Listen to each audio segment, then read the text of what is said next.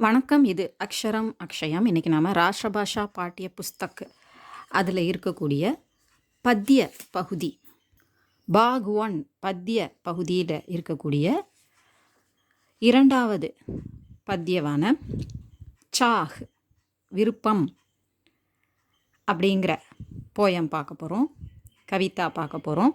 இதை எழுதினவர் மாக்கன்லால் சதுர்வேதி, ஏக் பாரதிய ஆத்மா. ஸோ நம்ம இப்போ நேர போயம் பார்க்க ஆரம்பிச்சிடலாம். चाह नहीं मैं सुरभला के गहनों में गूंता जाऊं, चाह नहीं प्रेमी माला में बिंद प्यारी को ललचाऊं. चाह नहीं போயத்தோட பேரே நம்ம பார்த்தோம். இந்த கவிதையின் பெயரே சாஹ் விருப்பம் அப்படின்னு சொல்லியிருந்தாங்க.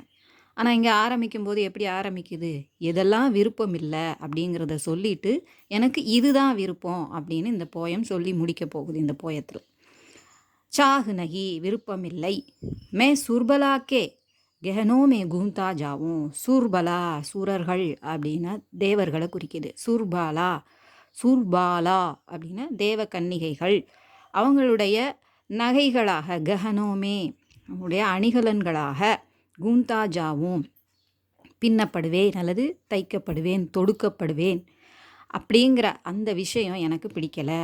அவங்கள பூக்களை கொண்டு நகைகளாக அணிந்து அதை அலங்கரிக்கிறது அப்படிங்கிறது எனக்கு விருப்பமில்லை. சாஹ் நகி பிரேமி மாலாமே பிந்து பியாரிக்கோ லலிச்சாவும். காதல் மாலை அப்படின்னு சொல்லக்கூடிய, அதாவது சாஹ் நகி விருப்பமில்லை, பிரேமி மாலாமே அதாவது ஒரு காதலன் காதலியை மகிழ்விப்பதற்காக ஒரு மாலை தொடுக்கிறான் இல்லையா, அப்படிப்பட்ட காதலுக்காக கொடுக்கப்படக்கூடிய அந்த மாலையாக பின்னப்பட்டு அந்த பியாரி கோ அந்த காதலியை லலிச்சாவும் ஆசை கொள்ள செய்வதற்கு, இம்ப்ரெஸ் பண்ணுறதுக்கு எனக்கு விருப்பம் இல்லை அப்படின்னு சொல்கிறார். அவளை கவர்வதற்கு விருப்பமில்லை. चाह नहीं सम्राटों के शव पर ஹரி மே டாலா ஜாவும். அதாவது இது கடவுளை பார்த்து அழைக்கிற மாதிரி சொல்கிறாங்க, கிருஷ்ணரை பார்த்து பாடுற மாதிரி. கிருஷ்ணா, ஹரி, எனக்கு சம்ராட்டு பெரிய சக்கரவர்த்தியாக இருந்தாலும் சரி, அவங்களுடைய சவத்து மேலே அந்த மலர் வளையம் போல அல்லது மாலை போல அலங்கரித்து அப்படியே சந்தோஷப்படுறதுல எனக்கு விருப்பமில்லை. டாலா ஜாவும் அப்படின்னா போடப்படுவேன், அது எனக்கு விருப்பமில்லை. चाह नहीं देवों के सिर पर चढ़ूं भाग्य पर इटलाऊं. எனக்கு இதுவும் விருப்பம் இல்லை. தேவோங்கே சிறுபர் கடவுளின் சிலைகள் இருக்கும் இல்லையா, கடவுளின் உருவம், அதன் மேல் அதனுடைய தலையில் சூடப்பட்டு, சடும் அப்படின்னா மாலை சூட்டுதல், மாலை சாற்றுதல் அப்படின்னு சொல்லுவோம் இல்லையா, அந்த மாதிரி சூடப்பட்டு எனக்கு கிடைச்சதே பெரிய பாக்கியம் அப்படின்னு நினைத்து இட்டுலாவும் அப்படி பெருமை கொள்வதோ கர்வம் கொள்வதோ எனக்கு விருப்பமில்லை அப்படின்னு சொல்லிட்டு தனக்கு ஒரிஜினலாக உண்மையிலேயே என்ன விருப்பம் அப்படிங்கிறத இது சொல்லுது. முஜே தோடுலேனா வனுமாலி. வனுமாலி அப்படிங்கிறது தோட்டத்து, அதாவது தோட்டக்காரன் அப்படின்னு ஒரு அர்த்தம் இருக்குது. இந்த இடத்துல அவர் கிருஷ்ணரையும் குறிக்கிற மாதிரி சொல்கிறாங்க. முஜே தோடுலேனா என்னை பறிப்பாயாக, வனுமாலி கிருஷ்ணனே, ஸ்ரீகிருஷ்ணனே, பகவானே, பொதுவாக கடவுள்னு கூட எடுத்துக்கலாம். நம்ம உலகமே தோட்டம், அதில் அதை காவல் காக்கக்கூடியவங்க இந்த கடவுள் அப்படிங்கிற அர்த்தத்துலேயும் இதில் சொல்லியிருக்கிறாங்க. உஸ் பத்துமே தேனா முஜே ஃபேங்க், உஸ் பத்துமே முஜே ஃபேங்க் தேனா, அந்த பாதையில் என்னை வீசி விடுவாயாக. ஃபேங்க்னான வீசுதல், அதாவது போடுவாயாக. मातृभूमि पर शीश चढ़ाने जिस पत जावे वीर अनेक. மாத்ருபூமி பர் இந்த தாய் நாட்டிற்கு ஷீஷ் சடானே தன்னுடைய தலையை கொடுத்து, அதாவது தலை வணங்கி தன் தலையை கூட கொடுத்து இந்த தாய் நாட்டை காப்பதற்காக நடந்து செல்லும் வீரர்கள் அநேக் வீர். ஜிஸ் பத்துப்பர் அநேக் வீர் ஜாவே அப்படின்னு அதை வரிசைப்படுத்தி வாசித்தோம்னா அந்த பொருள் புரியும். எந்த பாதையில் பல வீரர்கள் நடந்து செல்கிறார்களோ, அதாவது செல்கிறார்களோ, அந்த பாதையில் இந்த தாய்நாட்டுக்காக தன்னை தியாகம் செய்வதற்கு, தன் உயிரை கொடுத்து தாய்நாட்டை காப்பதற்காக அணிவகுத்து செல்லக்கூடிய அந்த பல வீரர்கள் நடந்து செல்லக்கூடிய அந்த பாதையில் என்னை போட்டுவிடு அப்படின்னு கடவுளை பார்த்து கேட்குறாரு. அதுதான் எனக்கு உண்மையிலேயே பாக்கியம் அப்படின்னு தன்னுடைய தேசபக்தியை ஒரு பூ வெளிப்படுத்துகிற மாதிரி இந்த கவிஞர் சொல்லியிருக்கிறார். இப்போ அபியாஸ் निम्नलिखित पद्यांश का भाव स्पष्ट कीजिए.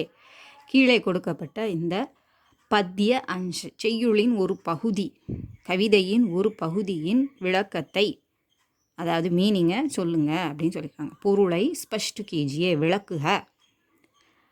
முஜே தோடு லேனா வனுமாலி, கண்டிப்பாக இதான் இயர்சிக்கு வரணும் இல்லையா? இதில் தான் தன்னுடைய விருப்பம் என்ன அப்படிங்கிறதே அது சொல்லியிருக்குது. அப்போ இருக்கிறதே 3 பேரா, அதுலேயும் 3ஆவதாக இருக்கக்கூடிய தன்னுடைய விருப்பத்தை வெளிப்படுத்தக்கூடிய அந்த பேரா வந்திருக்குது. मुझे तोड़ लेना वनमाली उस पत में देना तुम फेंक मातृभूमि पर शीश चढ़ाने जिस पत जावें वीर अनेक. கவி பரிச்சய தான் இங்கே நிறைய பெருசாக இருக்குது சொல்லப்போனால். इस कविता के रचयिता மாக்கன்லால் சதுர்வேதி हैं. ரச்சயித்தான இதை எழுதியவர் படைத்தவர் மாக்கன்லால் சதுர்வேதி. ஆப்கா உப்புநாம், அவரது பட்டப்பெயர் என்னது? உப்பநாம்னா துணை பெயர்னு ஒரு அர்த்தம் இருக்குது. இந்த இடத்துல அவருக்காக ஒரு புனை பெயர்னு நம்ம சொல்கிறது உண்டு. ஏக்கு பாரதிய ஆத்மா. ஸோ அந்த எதுக்காக ஒரு பாரதிய ஆத்மான்னு எதுக்கு கொடுத்துருக்காங்கன்னா, தேசபக்தி பாடல்கள் நிறைய இவர் எழுதுறாருங்கிறதுனால அவருக்கு இந்த மாதிரி பட்டம் கிடச்சிருக்கு. ஆப்கா ஜன்ம சன் 1888 में मध्य प्रदेश के खंडवा में हुआ. ஸோ இந்த வருஷத்தில் மத்திய பிரதேசத்தில் இருக்கக்கூடிய இந்த பிளேஸில் பிறந்தார். அவருடைய பிறப்பு நிகழ்ந்தது அப்படிங்கிற மாதிரி லைன் கொடுத்துருக்கு. ஆப்பு ராஷ்ட்ரிய ஆந்தோலனோமே ஷாமில் ஹோக்கர் அநேக் பார் ஜெயில் பி கயே. இவர் தேசிய போராட்டங்கள் பலவற்றில் ஷாமில் ஹோக்கர் கலந்து கொண்டு அநேக் பார் பல முறை ஜெயிலுக்கும் சென்றார்னு கொடுத்துருக்கு. ஹிம தரங்கினி ஹிம கிரீட்டினி மாதா ஆதி இன்கி பிரமுக் ரச்சனாயே हैं. ஸோ ஹிமதரங்கினி அப்படின்னு ஒரு புத்தகம் எழுதியிருக்கிறாரு. ஹிம கிரீட்டினி அப்படின்னு ஒன்று எழுதியிருக்கிறாரு. மாதா அப்படின்னும் புத்தகம் எழுதியிருக்கிறாரு. இவையெல்லாம் முக்கியமான படைப்புகள். கவி ஏக்கு पुष्प के माध्यम से देशभक्ति भावना को प्रकट करते हैं. கவி ஒரு பூவின் மூலமாக, ஒரு மலரின் மூலமாக, மாத்தியம்னா மீடியம் அப்படின்னு இந்த இடத்துல அர்த்தம், மூலமாக தேஷ்பக்தி பாவனாக்கோ தேசபக்தி உணர்வை வெளிப்படுத்துகிறாரு. ஆப் 1968 ஸ்வர்க் சிதாரே. 1968 இவர் ஸ்வர்க்கம் சென்றடைந்தார் அப்படின்னா இயற்கை எய்தினார், அவருடைய மறைவு நிகழ்ந்தது. அப்போ यह पद्यांश माखनलाल चतुर्वेदी की लिखी हुई कविता चाह से दिया गया है. ஸோ இந்த பத்யான்ஷ், இந்த செய்யுள் பகுதி மாக்கன்லால் சதுர்வேதி கி லிக்கி ஹுயி, அவரால் அவருடைய எழுதப்பட்ட கவிதையான சாஹ், அதிலிருந்து தியா கயா ஹே கொடுக்கப்பட்டுள்ளது. நீங்கள் லியா கயா ஹே போட்டாலும் ஓகே தான், அதை எடுக்கப்பட்டுள்ளது அப்படின்னு அர்த்தம் இருக்கும். भाव राष्ट्र प्रेम से भरपूर पुष्प वनमाली से कहता है कि मेरी एकमात्र चाह यह है कि राष्ट्र की रक्षा के लिए अपने प्राणों की बलि चढ़ाने वाले वीरों के पैरों की सेज बनूं. ராஷ்டிர பிரேம் சே பர்பூர், தேசபக்தினால் நிறைந்த, தேசபக்தியின் மூலமாக நிறைந்த, அதை மனசு நிறைஞ்சி இருக்குது தேசபக்தி, அப்படிப்பட்ட ஒரு மலர். வனுமாலிசே கேத்தாக, தோட்டக்காரன்னு இந்த இடத்துல எடுத்துக்கலாம், பகவான் ஸ்ரீகிருஷ்ணரையும் மீன் பண்ணுறதா இந்த இடத்துல எடுத்துக்கலாம் இல்லையா? ஸோ அவரை பார்த்து அது என்ன சொல்லுகிறது, மேரி ஏகுமாத்திர சாகு யஹு ஹே, எனது ஒரே ஒரு விருப்பம் இது ஒன்றுதான், இதுதான். எது?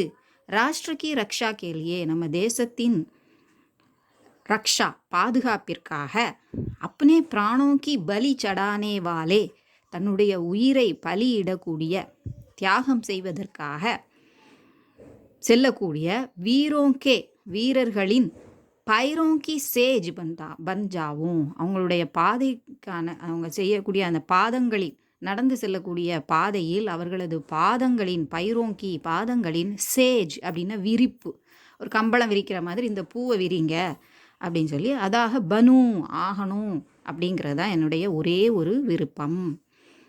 इसलिए मुझे तोड़कर उनके जाने के मार्ग पर फेंक दो. इसलिए எனவே என்னை பறித்து முஜே தோடுகர் என்னை பறித்து உன்கே ஜானே கே மார்க் பர் அவர்கள் செல்லக்கூடிய அந்த பாதையில் பேங்குதோ வீசிவிடு தூவிவிடு அப்படின்னு எடுத்துக்கலாம். ஸோ அடுத்ததாக இருக்கக்கூடியது சாராஞ்ச். சாஹ் கவிதா கா சாராஞ்ச் லிக்கியே. கவி பரிச்சய இதுவும் அந்த இஆர்சியில் பார்த்த அதே இதுதான். பாவார்த்தை எழுதக்கூடிய அதிலே பார்த்த அதே கவி பரிச்சயம் தான் இருக்குங்கிறதுனால நம்ம நேர சாராஞ்ச் போயிடுவோம். प्रस्तुत कविता में देशभक्ति भावना से भरपूर एक पुष्प कहता है कि उसे सुरबला के गहनों में घूमते जाने की चाह नहीं है. ஸோ இந்த பிரஸ்துத் கவிதாமே இங்கே கொடுக்கப்பட்டுள்ள இந்த கவிதையில் தேஷ்பக்தி பாவனாசே பர்பூர் தேசபக்தி உணர்வு நிறைந்த ஒரு மலர் சொல்லுகிறது. उसे सुरबला के गहनों में गूंदते जाने की चाह नहीं. தேவ கன்னிகைகளின் அணிகலன்களில் சிக்கி அதாவது பின்னப்பட்டு இருக்க விருப்பமில்லை. किसी प्रेमी की माला में रहकर उसकी प्यारी को आकर्षित करने की इच्छा नहीं. அதாவது ஒரு காதலனால் உருவாக்கப்பட்ட பின்னப்பட்ட மாலையில் சிக்கி கொண்டு அவனது காதலியை கவர்வதற்கான விருப்பமும் எனக்கு இல்லை, ஆசையும் எனக்கு இல்லை. सम्राटों के शवों पर चढ़ाए जाने की चाह नहीं. பெரிய சக்கரவர்த்திகளின் பிணம் உடல் அதன் மீது ஏற்றப்பட்டு சூடப்பட்டு செல்வதற்கும் எனக்கு விருப்பமில்லை. देवों के सिर पर चढ़कर अपने भाग्य पर गर्व करने की चाह भी उनके मन में नहीं है. கடவுளர்களின் தலையில் சூடப்பட்டு தன்னுடைய பாக்கியத்தை நினைத்து கர்வ கொள்ளும் அந்த விருப்பம் கூட எனக்கு என்னுடைய மனதில் இல்லை. உஸ்கே மன்மே நஹி அதன் மனதில் இல்லை அப்படின்னு சொல்லியிருக்காங்க. வகு ராஷ்டிர பிரேமி புஷ்பு அந்த தேசப்பற்று நிறைந்த அந்த மலர் வனுமாலி சே கஹதாக அந்த தோட்டக்காரனை பார்த்து சொல்கிறது. தும் முஜே தோடுக்க உஸ் ராஸ்தே பர் பேங்குதோ நீ என்னை பறித்து அந்த பாதையில் வீசிவிடு. எந்த பாதையில்? दिस रास्ते से होकर देश की रक्षा के लिए अपने प्राणों की बलि चढ़ाने अनेक वीर जाते हैं. जिस रास्ते से होकर எந்த பாதை வழியாக அதை கடந்து देश की रक्षा के लिए தேசத்தின் பாதுகாப்பிற்காக अपने प्राणों की बलि चढ़ाने தன்னுடைய உயிரை பலியிடுவதற்காக தியாகம் செய்வதற்காக अनेक वीर जाते हैं பல வீரர்கள் செல்கிறார்களோ அந்த பாதையில் என்னை வீசிவிடு. मैं उनके पैरों की सेज बनकर अपने भाग्य पर गर्व करना चाहता हूँ. நான் அவர்களது பாதங்களின் பாதை விரிப்பாக அமைந்து, சேஜ்னா அது விரிப்பு, நல்லா மெத்தை போல அமைந்து அவங்க பாதத்துக்கு நல்லா கம்ஃபர்டபுளாக இருக்கிறதுக்காக விரும்புகிறேன். அதுவும் போக அவங்களுடைய பாதங்கள் என்னுடைய நெற்றியை தொடும்போது அது எனக்கு பெரிய பாக்கியம். ஸோ அந்த பாக்கியத்தை நினச்சினா கர்வ கர்னா சாத்தாகும் கர்வம் கொள்ள விரும்புகிறேன். ஸோ இதோட இது முடியுது. இது சின்ன போயம் தான். உங்களுக்கு இது கண்டிப்பாக உபயோகமாக இருந்திருக்கும்னு நம்புகிறேன். பிடிச்சிருந்தா லைக் பண்ணுங்கள், ஷேர் பண்ணுங்கள், சப்ஸ்கிரைப் பண்ணி சப்போர்ட் பண்ணுங்கள். சப்ஸ்கிரைப் பண்ண எல்லாருக்கும் நன்றி. தேங்க்ஸ் பட்டன் ப்ரெஸ் பண்ணி டொனேட் பண்ணுற எல்லாருக்கும் நன்றி.